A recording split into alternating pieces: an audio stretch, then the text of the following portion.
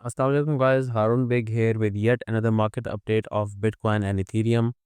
इस अपडेट में हम BTC को देखेंगे, ETH को देखेंगे और इसके साथ साथ हम लिक्विडेशन क्लस्टर्स को देखेंगे, क्योंकि कुछ दिन पहले हमें क्रिप्टो की हिस्ट्री में दूसरा बड़ा लिक्विडेशन इवेंट देखने को मिला। अनऑफिशियल सोर्सेज के मुताबिक $10 बिलियन से ज़्यादा की लिक्विडेशंस हुई थी। ऑफिशियल सोर्सेज कहते हैं $2 बिलियन, लेकिन सिर्फ बाईबिट के ऊपर $2.1 बिलियन की लिक्विडेशन थी। और अगर हम सारे एक्सचेंजेस को काउंट करें तो ये $10 बिलियन से ज़्यादा बनता है। रिटेल जो है वो आउट हो चुका है मार्केट से, they liquidated most of the people. और इसके साथ साथ जो हमारे पास लार्ज इन्वेस्टर्स हैं, they are showing racket buying. जो लार्ज इन्वेस्टर्स है उसका हमें ADH देखने को मिला। ये चीज़ें जो हैं, ये चार्ट जो है मैंने पिछली अपनी मार्केट अपडेट में भी आप लोगों को दिया था। तो चलें इसको शुरू करते हैं। अच्छा, जो हमारे पास इथीरियम है ना, अगर आप इथीरियम को देखें, if you look at the last week, तो उसके नीचे अगर आप देखें तो काफ़ी बड़ी विक है कैंडल के। And this represents both aggression and intensity of buying. तो एग्रेशन और इंटेंसिटी बाइंग की दोनों है। और जो लार्ज इन्वेस्टर्स हैं उन्होंने सबसे ज़्यादा पोजिशनिंग इथीरियम में ही की है। और ये आपको जो निचली विक है ये वाली, इसको देख के साफ समझ आ रहा होगा कि यार ये जो है दिस इज़ रैकेट बाइंग, बहुत ज़्यादा बाइंग हुई है। और इतनी बाइंग हुई है कि ऑलमोस्ट मूव जो है वो रिट्रेस होने वाला है। इतनी बाइंग जो है वो इथीरियम में नॉर्मली होती नहीं है। एरिक ट्रम्प ने भी ट्वीट किया था कि इथीरियम को बाई करो, और मैंने भी डिस्कॉर्ड इन्वेस्टर्स को कहा था कि वो इथीरियम को बाई करें, जो बड़े इन्वेस्टर्स हैं। और अल्हम्दुलिल्लाह there up by more than 15-20% depending upon के जिसने जिस लेवल पे बाइंग की है। तो चार्ट को हम डिस्कस करते हैं। ये जो लेवल है ना इथीरियम का, ग्रीन लाइन, ये जो $2500 का लेवल है, ये काफ़ी सिग्निफिकेंट लेवल है। यहाँ पे हमें इधर भी ब्रेकआउट देखने को मिला था और इथीरियम ने ATH टच किया था, ठीक है। और उसके बाद रेंज बाउंड हो गया था। फिर इथीरियम ने ATH को अटेम्प्ट किया था, नहीं हुआ। देन इथीरियम नीचे आया, रेंज बाउंड हुआ, कंसोलिडेशन हुई। कंसोलिडेशन के बाद इथीरियम ने दोबारा जो है वो ATH टच किया था। अब यहाँ पे दो सिनेरियोज देखेंगे। First of all you have to look at the context, you have to understand कि मार्केट क्यों गिरी, किस लिए गिरी। जो मैं वीडियोस बनाता हूँ कि यार मार्केट क्यों गिरी, इसको देखना चाहिए, क्योंकि context is very important in order to make a bias for the future, ठीक है। अब यहाँ पे रिटेल इन्वेस्टर डेड हो चुका है, ठीक है। लार्ज इन्वेस्टर्स ने पोजिशनिंग ली है। लार्ज इन्वेस्टर्स जो है वो ऐसे बंदे नहीं है कि वो 5-10% के मूव पे प्रॉफिट टेकिंग करेंगे।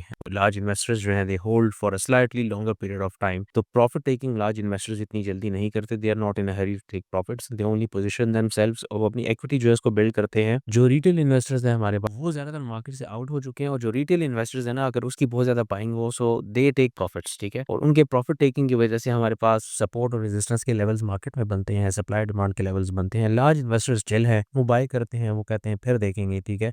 तो इतनी ज्यादा जब हमारे पास बाइंग होती है तो वी हैव टू अंडरस्टैंड कि यार कौन बाय कर रहा है, कितना बाय कर रहा है, क्या हिसाब किताब है, ताकि उसके मुताबिक हम लोग फ्यूचर बायसेस जो है उसको सेट कर सकें। तो यहाँ पे अभी फिलहाल इथीरियम जो है with a very strong liquidation cascade, यहाँ पे हमारे पास नीचे आया था, रैकेट बाइंग हुई है, लार्ज इन्वेस्टर्स ने बाई की है।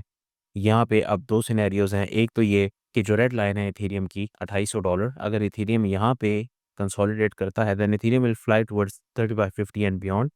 अदरवाइज जो दूसरा सिनेरियो है विच इज़ प्रीटी लाइकली, और मैं भी उसको जो है एक्सपेक्ट कर रहा हूँ, वो ये है कि इथेरियम इस ब्लू बॉक्स की तरह यहाँ पे कंसोलिडेट करेगा। देखें, consolidation is always very healthy. Consolidation attracts more capital, more investors. उसकी वजह ये है कि जब भी इस तरह का बहुत ज़्यादा नेगेटिव सेंटिमेंट होता है ना, तो बहुत बड़े इन्वेस्टर्स भी अपना पैसा रोक के बैठे होते हैं। उसकी वजह यह है कि सेंटिमेंट नेगेटिव होता है, ठीक है। वो या न्यूट्रल सेंटिमेंट पे इन्वेस्ट करते हैं या पॉजिटिव सेंटिमेंट पे इन्वेस्ट करते हैं। हर लार्ज इन्वेस्टर नेगेटिव सेंटिमेंट पे इन्वेस्ट नहीं करता। Each large investor do not catch a falling knife. तो अगर हमें कंसोलिडेशन देखने को मिलती है तो उसमें हमारे पास डेढ़ 2 या 3 हफ्ते लगेंगे। और जब इतना टाइम मार्केट में लगेगा तो कंसोलिडेशन की वजह से सेंटिमेंट कैन टर्न न्यूट्रल, और उसके बाद सेंटिमेंट पॉजिटिव हो जाएगा। जब सेंटिमेंट पॉजिटिव हो जाएगा तो उस वक्त हमें बहुत ज़्यादा बाइंग जो है वो देखने को मिलेगी। जो पैसा रुका हुआ है मार्केट में वो भी मार्केट में वापस आएगा। सो कंसोलिडेशंस आर ऑलवेज वेरी हेल्दी, ठीक है। यहाँ पे इथीरियम ने दोबारा ATH ब्रेक करने की कोशिश की, नहीं हुआ। कंसोलिडेशन के बाद इथीरियम जो है उसने डायरेक्ट शूट किया ATH की तरफ। वाई? बिकॉज जो कंसोलिडेशन है वो बियरिश सेंटिमेंट को या न्यूट्रल कर देता है या पॉजिटिव कर देता है, ठीक है। तो कंसोलिडेशन जो है दैट इज़ वेरी एसेंशियल। और यहाँ पे इसका मतलब है कि अगर इथीरियम जो है रेड लाइन और ग्रीन लाइन जो है इसके दरमियान इस तरह कंसोलिडेट करता है जिस तरह ब्लू बॉक्स में कर रहा है, तो आप लोगों को यहाँ पे ठीक ठाक बाइंग कर लेनी चाहिए। एंड इंशाल्लाह you guys will make good profits. Let's look at the liquidation cluster of Ethereum. अच्छा, ये फ्यूचर्स के लिए होता है, लेकिन मैं आपको स्पॉट के ज़मरे में थोड़ा-सा बताऊँगा। यहाँ पे अगर आप देखें तो 2850 के ऊपर-ऊपर अगर आप जाते हैं, तो यहाँ पे हमें काफ़ी स्ट्रॉन्ग लिक्विडेशन क्लस्टर्स देखने को मिलते हैं, ठीक है? इसका मतलब है कि यहाँ पे प्रॉफिट टेकिंग होगी इथेरियम में। थोड़ी होगी लेकिन होगी, ठीक है। And specially eight above 2900 and 3000 का जो लेवल है, ये लिक्विडेशन क्लस्टर्स जो है ना, ये फिर मूव करते हैं with time because people add more capital into their positions. और अगर इथेरियम जो है इस ब्लू बॉक्स की तरह यहाँ पे कंसोलिडेट करता है, then people will be willing to expand their position. वो डीसीए करेंगे फर्दर, जो लार्ज इन्वेस्टर्स हैं। और ये जो लिक्विडेशन क्लस्टर्स हैं हमारे पास मूव होंगे मार्केट में, तो यहाँ पे हमें बता रहे हैं, यहाँ पे देखें इथेरियम ने सारी लिक्विडिटी ले लिया है, तो it's thin air above it, ठीक है। तो अगर $2800 से ऊपर 2900 के करीब आता है, तो यहाँ पे हमें थोड़ी बहुत लिक्विडेशन जो है वो देखने को मिल सकती है। और अगर आप इसको यहाँ पे देखें, तो यहाँ पे इथेरियम जो है वो अभी भी रेजिस्टेंस पे है, ठीक है। If you look at the liquidation cluster, तो ये आपको गैप बहुत बड़ा नजर आ रहा है, लेकिन दिस इज 2800, दिस इज 2900, ठीक है। तो इसके दरमियान जो है वो स्केल काफी छोटा है। तो 2850 के रेजिस्टेंस पे इथेरियम में हमें थोड़ी बहुत प्रॉफिट टेकिंग देखने को मिल सकती है। लेकिन अगर इथेरियम कंसोलिडेट करता है, देन उसके बाद हमें ये लिक्विडेशन क्लस्टर जो है ये मूव होते हुए दिखाई देंगे, ठीक है। ऐसे ही क्लस्टर को इथेरियम ने यहाँ पे भी टैप किया था, लेकिन उसके बाद इथेरियम ने हमारे पास एटीएच को टच किया था। सो लिक्विडेशन क्लस्टर्स की बेस पे हमें इतना ज्यादा बाइंग डिसीजन या सेलिंग डिसीजन नहीं मिलता, but it's always good to see these levels. अच्छा, अब बात कर लेते हैं बिटकॉइन की। तो देखें, बिटकॉइन का सीन इस तरह है कि ये वही चार्ट है जो मैं पिछले 1.5-2 महीनों से पोस्ट कर रहा हूँ। वर्स्ट केस ए अभी तक हिट नहीं हुआ। जो सेलिंग हुई थी वो विंटर म्यूट की तरफ से थी, और उसने इथेरियम सेल किया था सबसे ज़्यादा, और आल्ट सेल किए थे। तो इथेरियम और आल्ट जो है वो मार्केट में सबसे ज़्यादा नीचे गए हैं, and bitcoin didn't move at all, ठीक है।